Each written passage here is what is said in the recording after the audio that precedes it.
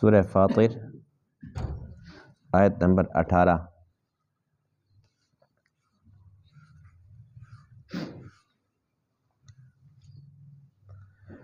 اعوذ باللہ من الشیطان الرجیم، بسم اللہ الرحمن الرحیم۔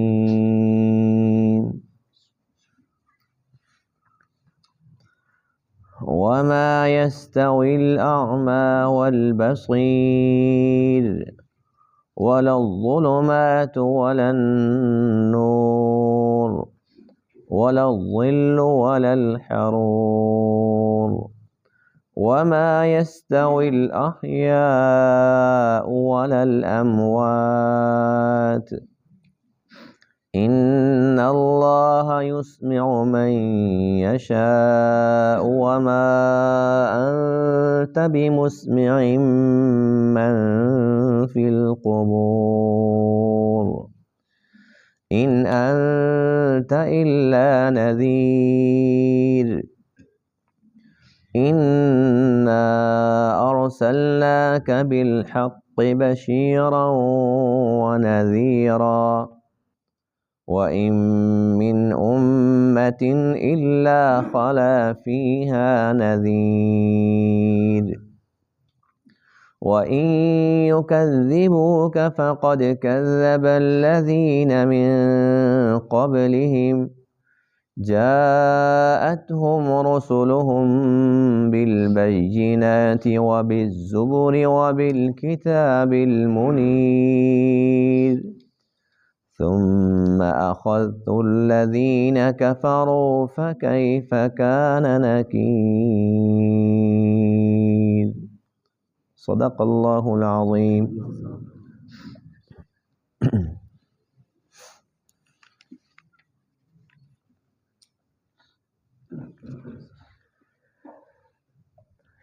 آج کے درس میں ان آیت کریمہ میں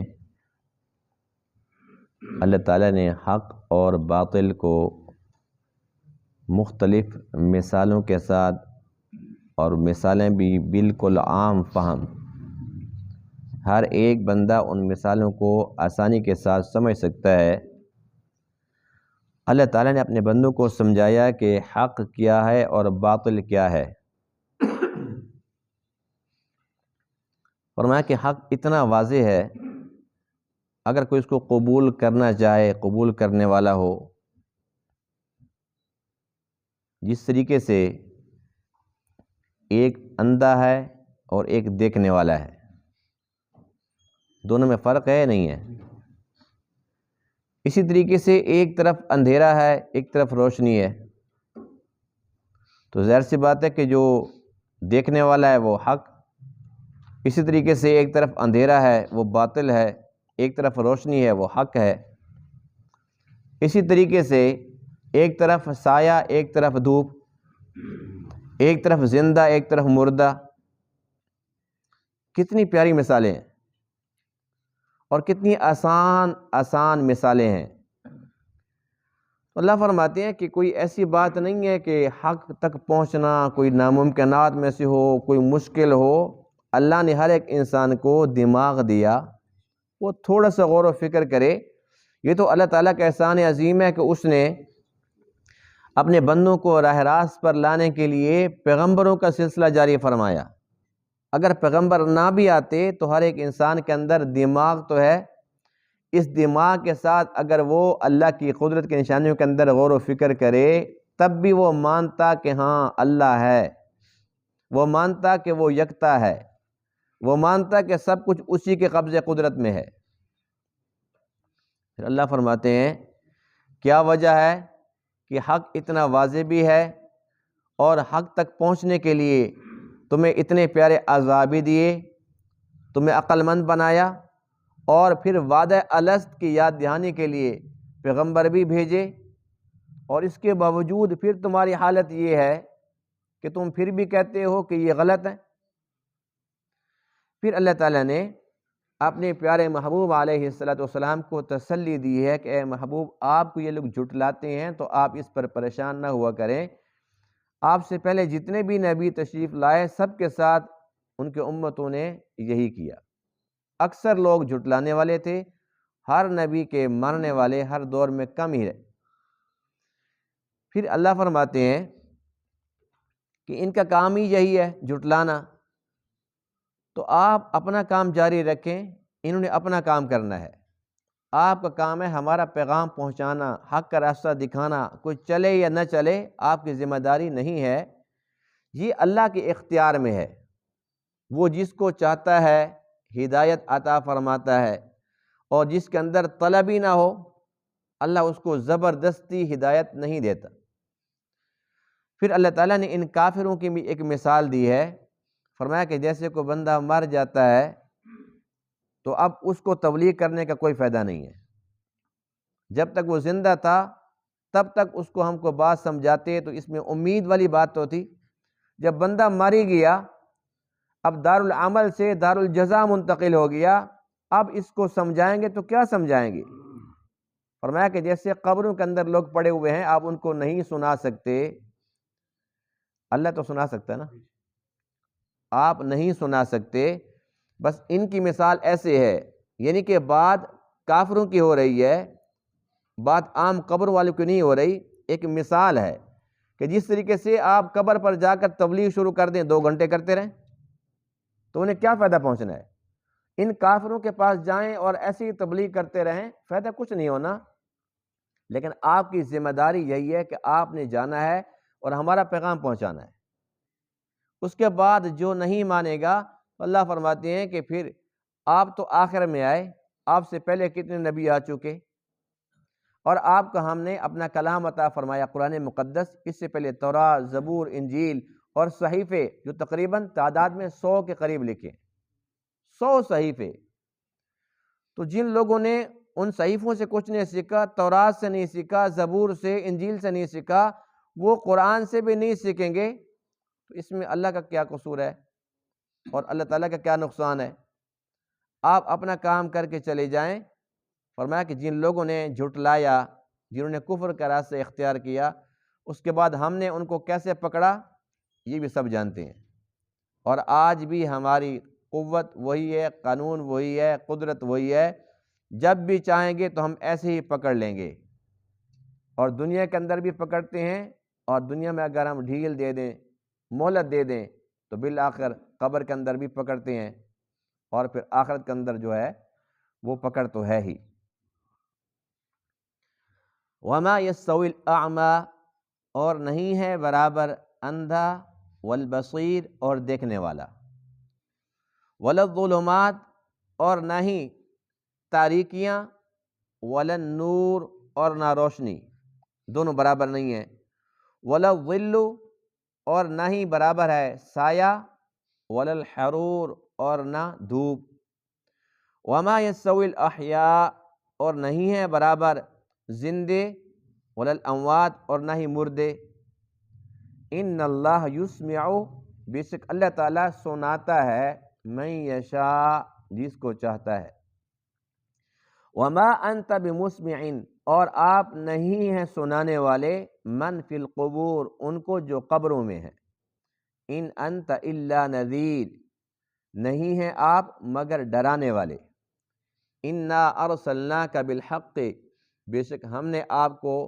بھیجا ہے حق کے ساتھ، بشیرا و نذیرا، بشیر اور نذیر بنا کر، آپ بشیر ہیں خوشخبری سناتے ہیں، اور نذیر ہیں آپ ڈراتے ہیں، وَإِن مِّنْ أُمَّةٍ، اور نہیں ہے کوئی امت، الا خلا فیہا نذیر، مگر گزرا ہے اس میں ڈرانے والا، یعنی ہر امت کے اندر ڈرانے والے آئے، وَإِن يُكَذِّبُوكَ، اور اگر یہ آپ کو جھٹلاتے ہیں، فَقَدْ كَذَّبَ الَّذِينَ مِن قَبْلِهِمْ، پس تحقیق جھٹلایا ان لوگوں نے جو ان سے قبل گزرے ہیں، جاءتہم رسلہم بالبینات، ان کے پاس ان کے رسول آئے تھے واضح دلائل لے کر، وبالزبر، اور صحیفے لے کر، وبالکتاب المنیر، اور روشن کتاب لے کر، ثم اخذت الذین کفروا، پھر میں نے پکڑا کافروں کو، فکیف کان نکیر، پس کیسے ہوا میرا پکڑنا۔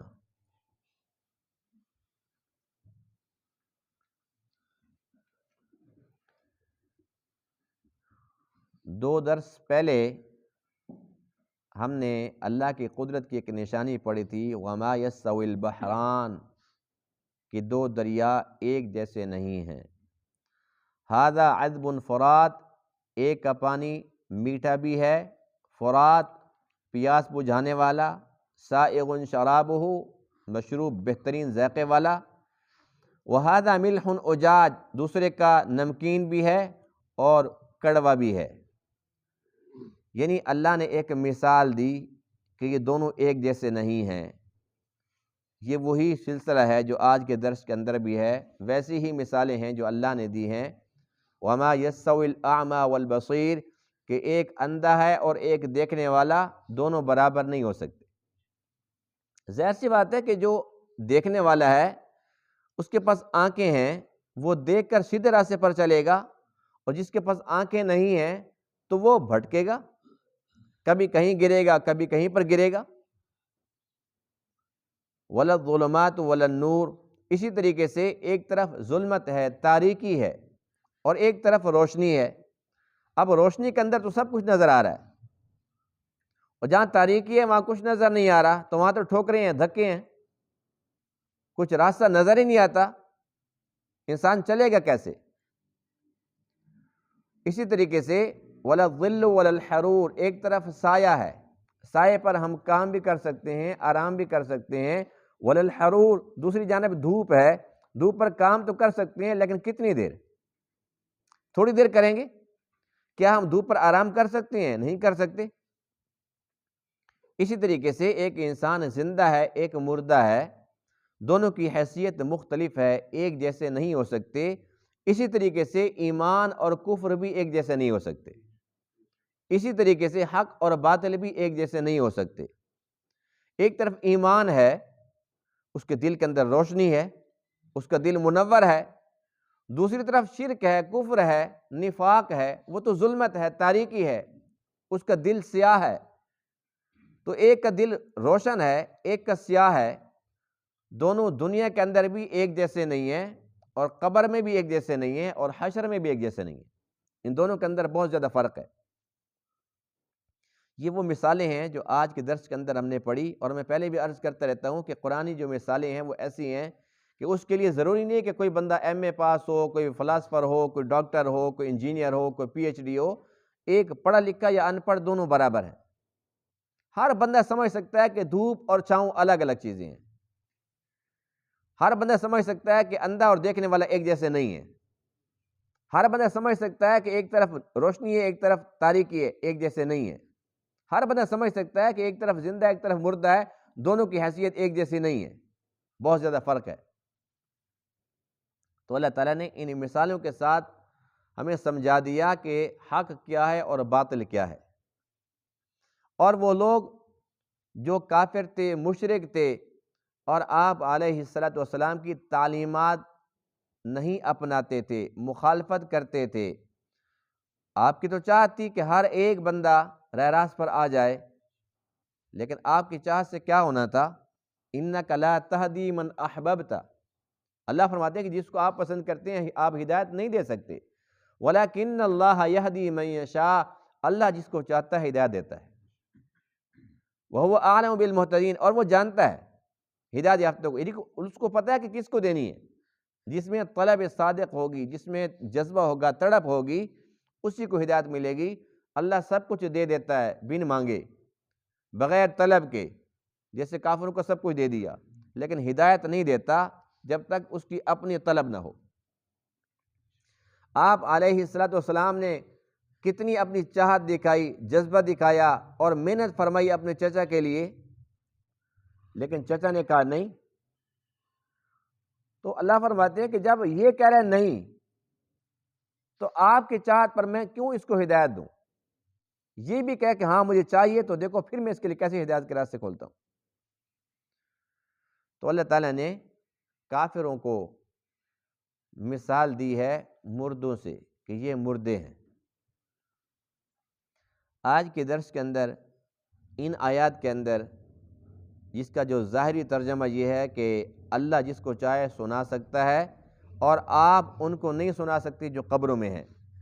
اس سے ایک گمراہ ٹولہ ہے جو اپنے آپ کو کہتے ہیں کہ ہم اشاعت التوحید والے ہیں، توحید کی اشاعت، لیکن ان کی توحید بالکل ایسے ہے جیسے شیطان کی توحید تھی۔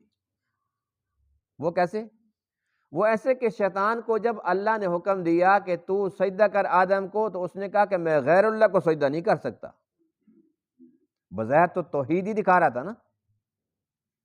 اب اگر کوئی یہ کہہ جی ہاں اچھا کام کیا اس نے، آخر غیر کے در پر تو نہیں جھکا نا، اچھا کام کیا، تو کہیں گے نا کہ یہ شیطان کا بھائی ہے، اس کی وکالت کر رہا ہے۔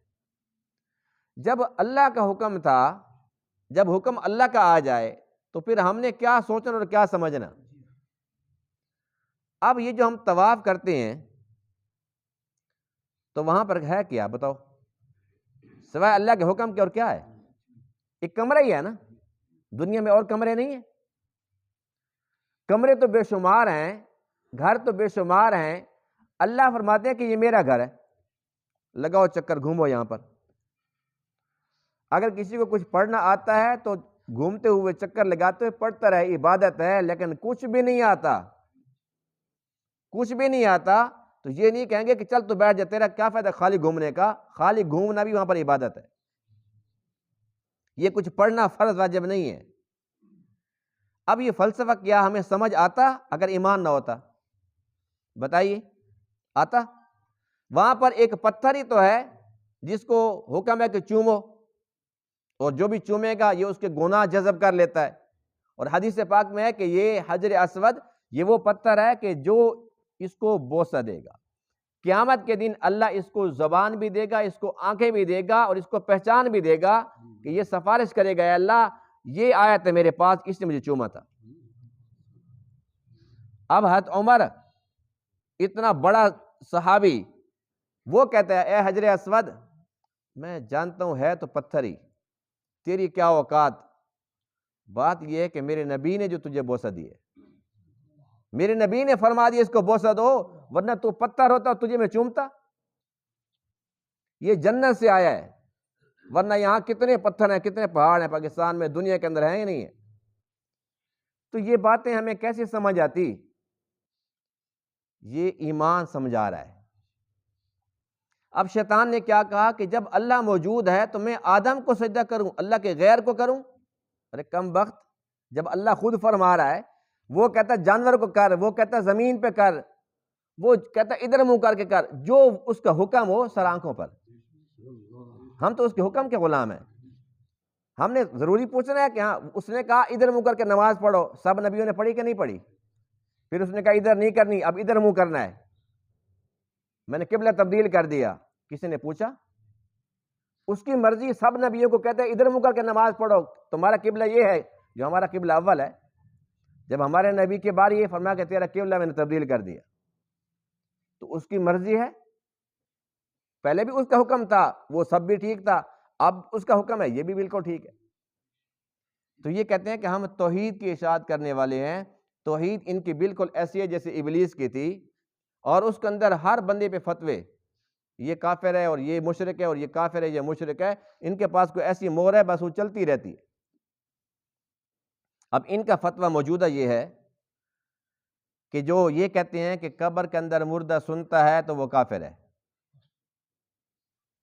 دیکھیے، قبروں میں مردے سنتے ہیں یا نہیں سنتے، یہ ایک لمبی بات ہے، اور مختصر یہ ہے کہ اس کے اندر اختلاف صحابہ کے دور سے آ رہا ہے۔ مردے سنتے ہیں یا نہیں سنتے؟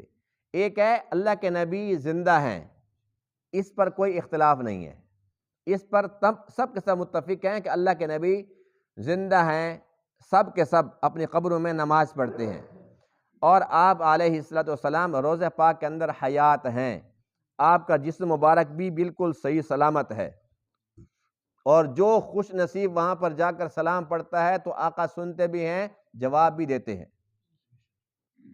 یہ عقیدہ وہ، اس میں اختلاف نہیں ہے سوائے ان اشاعتیوں کے۔ دوسری بات یہ ہے کہ عام مردے وہ سنتے ہیں یا نہیں سنتے، تو یہاں پر بھی سب نبی سنتے ہیں، اس پر بھی اتفاق ہے۔ عام بندے سنتے ہیں کہ نہیں سنتے، اس میں اختلاف ہے، اور یہ اختلاف صحابہ کے دور سے ہے۔ امی عائشہ فرماتی تھی کہ نہیں سنتے، اب بڑی شان ہے آپ کی. لیکن دوسری طرف عمر فرماتے کہ سنتے ہیں. حضرت عمر کی شان کم ہے. عبداللہ بن عمر فرماتے ہیں کہ سنتے ہیں. عبداللہ بن عباس فرماتے ہیں کہ سنتے ہیں. تو اکثریت صحابہ کی بھی یہی کہتی تھی کہ مردے سنتے ہیں. اور امام بخاری رحمہ اللہ نے باقاعدہ بخاری شریف میں ایک حدیث لکھی ہے جس میں اللہ کے نبی کا یہ فرمان موجود ہے کہ مردے کتنا سنتے ہیں؟ جب دفن کر کے آتے ہو تمہارے جوتوں کی آہٹ کو بھی وہ سن رہا ہوتا ہے. اور ہمارے اکابرین میں سے مولانا قاسم نانوتوی رحمہ اللہ وہ فرماتے ہیں کہ مردے سنتے ہیں، سب کے سب سنتے ہیں. یہی وجہ ہے کہ ہمارے پیارے نبی نے جو ہمیں سلام سکھایا زندوں کا مردوں کا ایک ہی سکھایا. زندوں کو ہم کیا سلام کرتے ہیں اور مردوں کو کیا کہتے ہیں؟ یا اہل القبور. سلام تو وہی ہے نا، کوئی الگ فرق تو نہیں ہے. تو وہ فرماتے ہیں کہ اگر وہ نہیں سنتے تو پھر یہ سلام بے معنی ہو جاتا ہے. اور حدیث پاک میں کہ مردے تمہارا سلام سنتے ہیں اور جواب بھی دیتے ہیں، وہ تم نہیں سنتے. اور یہ بھی حدیث پاک میں ہے کہ جب تم وہاں جا کر تلاوت کرتے ہو تو وہ قرآن کو سنتے ہیں. اور یہ بھی ہے کہ جو مردہ تمہیں دنیا کے اندر جانتا تھا، تمہیں پہچانتا تھا، جیسے اپنے پیاروں کو سب جانتے ہیں، جب تم قبر پہ جا کر قرآن پڑھتے ہو سلام کرتے ہو تو وہ سنتا بھی ہے اور پہچانتا بھی ہے کہ میرا بیٹا آ گیا، میرا بھائی آ گیا، میرا شاگرد آ گیا، میرا دوست آ گیا، پہچانتے بھی ہیں. تو مردے سنتے ہیں. اس آیت میں یہ ہے وما انت بمسمع من فی القبور، جو قبروں میں ہیں آپ ان کو نہیں سنا سکتے. تو اس کا مطلب یہ ہے کہ ہم تو پہلے ہی مانتے ہیں کہ اللہ سناتا ہے. ہم سنا سکتے ہیں، اللہ سنا سکتا ہے نا، آپ نہیں سنا سکتے. اس کا یہ مطلب نہیں ہے کہ وہ سنتے نہیں ہیں. اور یہاں پر اس سے پہلے جو مضمون ہے، جیسے آج کل وہ سوشل میڈیا پر ہے نا، وہ چھوٹی سی ویڈیو ادھر کی ادھر، ادھر کی ادھر، اس کے بعد یہ فلانے نے نا آج یہ نیا بیان جاری کر دیا. جب اس سے پوچھتے ہیں وہ کہتے ہیں میری پوری بات سنی تھی. اس کو دکھاتے ہیں ویڈیو، کہتے ہیں یہ بات تو سچ ہے، لیکن میرا وہ بیان جو اس کے شروع میں ہے یہ تو میں نے ملتان کیا تھا، دوسرے والا کراچی کیا تھا. یعنی بات کہیں کی کانٹ چھاڑ کے ایک ویڈیو بن جاتی ہے. اور آج کل تو ویسے بھی اے آئی کا دور آ گیا نا، کچھ بھی بنا لو، مردے کو بلوا لو، مردے کو چلا دو، چلتا بھی ہے بولتا بھی ہے. ایسی بات کہ نہیں ہے. تو میں عرض یہ کر رہا ہوں کہ جس طریقے سے آج کل سوشل میڈیا پر جھوٹ، اس کو جس طریقے سے جو رنگ دے کر اس کو پیش کر دو، اسی طریقے سے ان آیات میں اس کا پس منظر تو دیکھیں. بات چل رہی ہے، مثال کیا ہے؟ مردہ کی اور زندہ کی. اس سے پہلے کیا مثال ہے؟ اس سے پہلے مثال ہے سائے کی اور دھوپ کی. اس سے پہلے کیا ہے؟ ظلمت اور نور کی. اس سے پہلے کیا ہے؟ اندھے کی دیکھنے والے کی. تو بات یہ چل رہی ہے، یا تو قبروں والوں کی بات ہی نہیں چل رہی تھی، بات چل رہی ہے حق اور باطل کی، ایمان اور کفر کی. اللہ تعالیٰ اس کی مثال دے رہا ہے کہ جس طریقے سے کافر آپ ان کو سناتے ہو لیکن کچھ فائدہ نہیں ہے. یعنی کہ سنتے تو ہیں نا وہ کافر. اب جو مثال دی ہے کہ یہ زندہ اور مردہ ایک جیسے نہیں ہو سکتے، جو کافر ہیں گویا کہ مردہ ہیں، تو اس کا کیا مطلب ہے کہ وہ مردہ تھے؟ مردہ تھے وہ؟ اللہ کے نبی ان مروں کو تبلیغ فرماتے تھے، وہ تو زندہ تھے، ٹھیک ٹھاک تھے. فرمایا کہ جیسے مردوں کے پاس جاتے ہو تو مردے نہیں سنتے. کیا مطلب؟ سنتے تو یہ بھی ہیں، سنتے وہ بھی ہیں. جیسے وہاں جا کر تم تبلیغ کرو تو مردوں کو فائدہ کچھ نہیں ہوتا، اس لیے کہ اگر تمہاری بات مان بھی لیں، جو نہیں مانتے تھے، یعنی بے نمازی تھے، نماز کے فضائل وہاں پر بیان کرو، وہ نمازیں شروع کر دیں گے. وہ تو دور گزر چکا ہے نا، وہ تو دارالعمل میں چلے گئے، دارالعمل سے ختم ہو گئے، دارالجزا پہ چلے گئے. تو اب ان کا وہ بدل چکا ہے دور. وہاں پر وہ کوئی عمل نہیں کر سکتے، کرنا چاہیں تب بھی نہیں کر سکتے. ایک بار سبحان اللہ کہنا چاہیں نہیں کہہ سکتے، 2 نفل پڑھنا چاہیں نہیں پڑھ سکتے. تو فرمایا کہ جس طریقے سے مردوں کے پاس جاؤ تو فائدہ نہیں ہے، ایسے گویا یہ بھی مردہ ہیں، ان کو تبلیغ کرو تو فائدہ کچھ نہیں ہے. تو بات یہ نہیں ہو رہی کہ قبر کے اندر مردے سنتے کہ نہیں سنتے، بات چل رہی ہے کافروں کے متعلق. پھر ان لوگوں سے پوچھو کہ تم نے ان آیات کا مطلب یہ کیوں نکال لیا؟ کہتا ہے جی بات یہ ہے کہ اگر اس طریقے سے ہم مان لیں نا کہ مردے سنتے ہیں تو شرک کا دروازہ کھل جائے گا. لوگ قبروں پہ جائیں گے، پھر وہ مرادیں مانگیں گے، پھر وہ حاجتیں مانگیں گے ان سے، تو پھر شرک کا دروازہ کھل جائے گا. اس لیے ہم کہتے ہیں کہ یہ کام ہی نہیں ہونا چاہیے، بس یہ غلط ہے.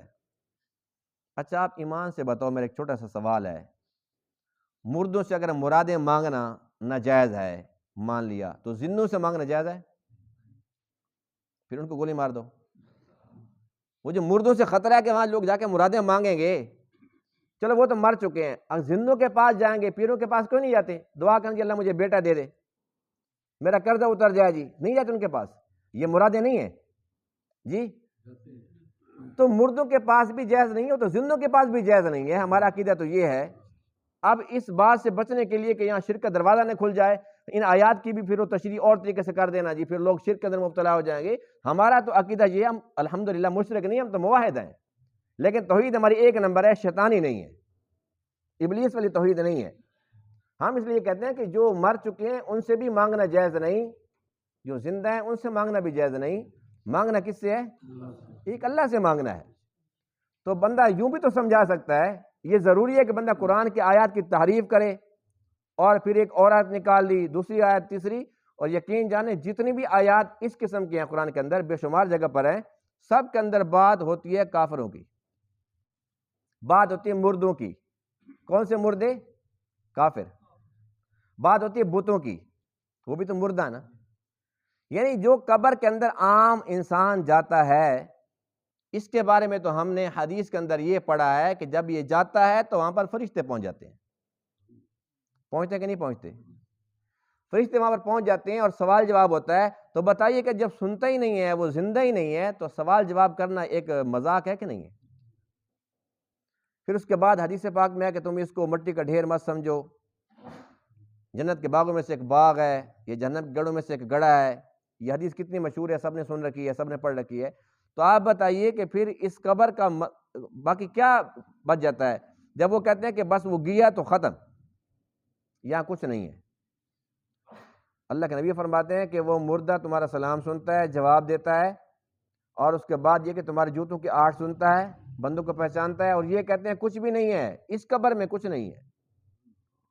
اچھا اس قبر میں نہیں ہے تو اور کون سی قبر ہے؟ ہم نے دفن یہاں پر کیا تھا، پھر یہاں سے وہ کہاں اڑ کے چلے گئے؟ ہے نا حیرت کی بات؟ نہیں جی، عالم برزخ میں سب کچھ ہے جی، یہاں پر نہیں ہے۔ اللہ تعالیٰ ان کو ہدایت دے۔ برزخ کس کو کہتے ہیں؟ برزخ کا معنی ہے پردہ۔ کیا معنی؟ تو یہ جو ہم منو مٹی ڈالتے ہیں یہ پردہ نہیں ہے، عالم برزخ میں سب کچھ ہے، یہاں کچھ نہیں ہے۔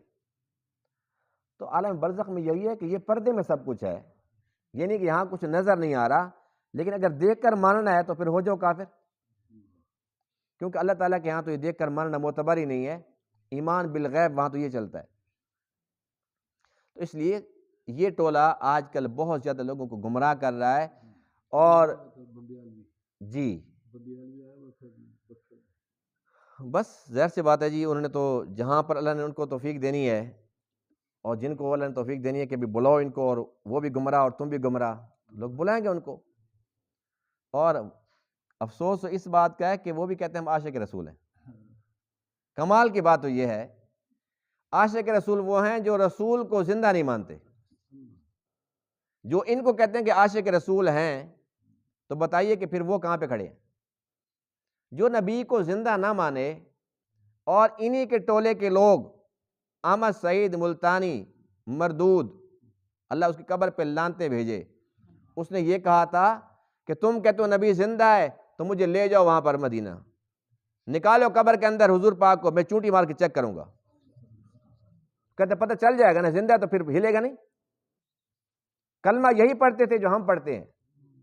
اسی بات کا دکھ ہے کہ آج بھی اس کی دنیا کے اندر لوگ ہیں، اس کا خطبہ سنتے ہیں، کہتے کیا علامہ صاحب تھے جی، سبحان اللہ۔ تو جب لوگ گمراہ ہونے پہ آ جاتے ہیں تو پھر وہ ایسے لوگوں کو کہتے ہیں کہ عاشق رسول ہیں۔ جو نبی کے بارے ایسے کہے، اس سے بڑا گستاخ کون ہوگا؟ اور اس سے بڑا علم یہ ہے کہ وہ کہتے ہیں ہم دیوبندی ہیں۔ ہم تو نہ ان کو دیوبندی مانتے ہیں الحمدللہ، نہ ان کو ہم عاشق رسول مانتے ہیں، ہم انہیں گستاخ رسول مانتے ہیں، اور ہم کہتے ہیں کہ اہل سنت الجماعت سے وہ خارج ہیں۔ اور ہمارے اکابرین کا فتویٰ یہ ہے کہ جو حیات النبی کا منکر ہے اس کے پیچھے نماز نہیں ہوتی۔ اگر کوئی نماز پڑھ لی ہے تو اس کو دوبارہ دہراؤ، واجب الاعادہ ہے۔ وہ اپنے آپ کو کچھ بھی کہتے رہیں، ظاہر سی بات ہے گمراہ مانتے کہ میں گمراہ ہوں۔ اگر ابو جہل مان لیتا کہ میں غلط ہوں تو پھر بات ہی ختم تھی۔ شیطان نے مانا کہ میں غلط ہوں، فرعون نے مانا تھا، کون مانتا ہے؟ آج یہ دیکھ لو دنیا کے اندر سب سے زیادہ جو ظالم ہے وہ کہتے ہیں سب سے بڑا منصف میں ہوں۔ اب ٹرمپ کے حالات آپ کے سامنے نہیں ہیں، یعنی ایک ملک میں جانا، اس کے صدر کو اٹھا کے اور اس کی بیوی کو اٹھا کے چلے جانا اور کسی اپنے ملک میں جا کے وہاں پر عدالت کے اندر اس کو پیش کر دینا، اب بتاؤ یہ انصاف ہے؟ لیکن وہ کہتے ہیں جی سب سے بڑا منصف میں ہوں، میں انصاف کرنے والا ہوں، کسی قانون کو نہیں مانتا۔ تو بات یہ کہ ہر دور کے اندر ایسے لوگ جو ظلم کرتے ہیں وہ کہتے ہیں کہ ہم انصاف کر رہے ہیں، جو فسادی ہوتے ہیں وہ کہتے ہیں ہم اصلاح کر رہے ہیں، جو گستاخ رسول ہیں وہ کہتے ہیں کہ ہم عاشق رسول ہیں، جو گمراہ ہیں وہ کہتے ہیں کہ ہم اہل سنت والجماعت ہیں۔ تو اس لیے ان کالی بھیڑوں کو سمجھنے کی ضرورت ہے، ان سے جتنا دور رہیں گے تو ہمارا ایمان سلامت رہے گا، ہمارا ایمان محفوظ رہے گا قرآن کے اندر آنے سے۔ قرآن کے اندر جائیں گے، قرآن سے پوچھیں گے کہ ہمارا عقیدہ کیسا ہونا چاہیے، قرآن ہمیں سب کچھ سمجھائے گا انشاءاللہ۔ قرآن کے اندر نور ہے، لیکن اسی قرآن سے ہی وہ نور کی بجائے ظلمت نکال لیتے ہیں، اور یہ بھی اللہ نے پہلے بتا دیا تھا یضل بہ کثیرا ویہدی بہ کثیرا۔ قرآن میں نے ایک ہی اتارا اور ہدایت والے اسی سے ہدایت لے رہے ہیں اور گمراہی والے اسی سے گمراہی لے رہے ہیں۔ ہم اللہ کا شکر ادا کرتے ہیں الحمدللہ کہ ہم الحمدللہ اہل سنت والجماعت ہیں۔ الحمدللہ ہمارا عقیدہ وہ ہے جو بالکل قرآن حدیث کے عین مطابق ہے، اور اللہ سے دعا کرتے ہیں کہ ہمارا خاتمہ بھی اس عقیدے پر ہو۔ وآخر دعوانا الحمدللہ رب العالمین۔